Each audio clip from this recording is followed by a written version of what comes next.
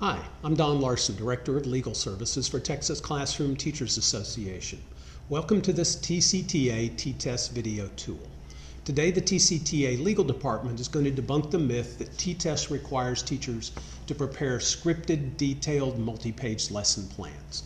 That's not the case.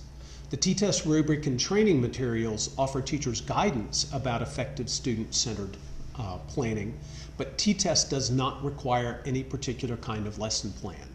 T-TESS appraisers find evidence of effective planning in several different ways. Starting with the Commissioner's rules. The Commissioner's rules took effect on July 1.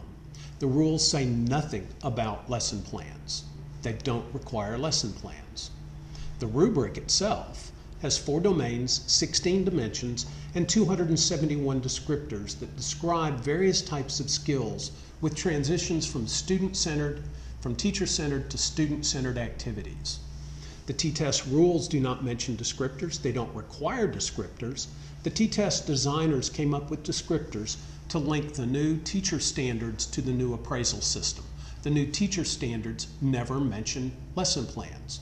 Of the 271 descriptors, just one mentions a lesson plan. Besides the fact that descriptors are not part of the rules, we can learn a lot by looking at this one descriptor. First, the descriptor does not appear in proficient, the rock-solid performance level. The descriptor appears in accomplished, which is a set of aspirational teacher goals.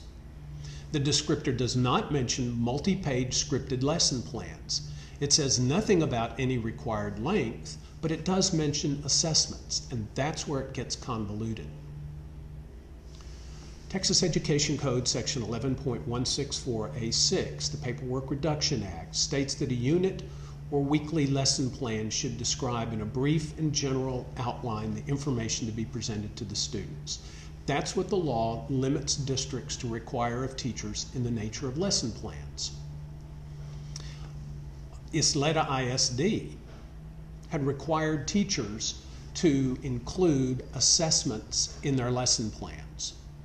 A Texas Court of Appeals reviewed the Paperwork Reduction Act and concluded that assessments do not constitute the information to be presented to a student and that the district had violated the Paperwork Reduction Act. Since neither the rules nor the rubric require detailed scripted lesson plans, we looked for evidence or other sources of information for T-TESS and whether anything in T-TESS required a lesson plan. TeachForTexas.org offers a wealth of information about T-TESS. It says nothing about a required lesson plan. During their 3-day appraiser certification training, T-TESS attendee appraisers spent time reviewing lesson plans, scripting a videotaped lesson, scoring the rubric, and then practicing for a post-observation conference. One of the lesson plans that they reviewed was this. This lesson plan complies with the law because it briefly and generally outlines the information to be presented to the student during that lesson. The T-TESS appraiser trainees looked at a number of other lesson plans, one of which included just a brief statement of the TEKS and a few brief statements about the information to be presented. But if we look at T-TESS, we see how knowledgeable appraisers will gather evidence of effective student-centered planning. The Appraiser Training Guide says that teachers and appraisers will meet in a pre-conference to discuss how planning relates to instruction, to the learning environment, and to student outcomes. During PLCs, appraisers can see evidence of teachers planning alone or in groups. During an observation, an appraiser can see evidence of rock-solid performance when during the lesson, the teacher aligns goals to state objectives, aligns the lesson objectives to the lesson goals, and uses sequenced and relevant activities, materials, and assessments that fit into the broader unit and are appropriate for diverse learners.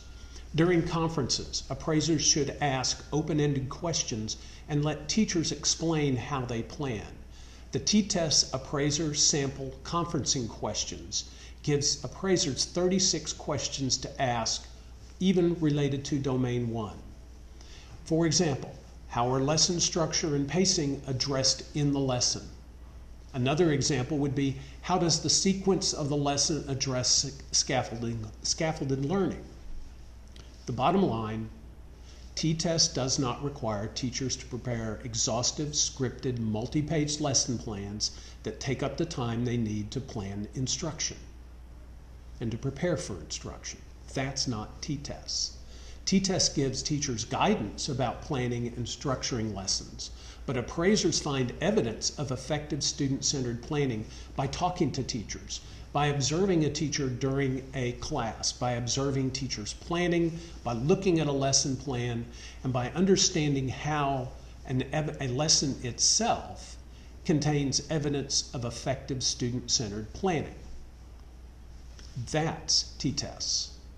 Thank you for watching this TCTA T-TESS video tool.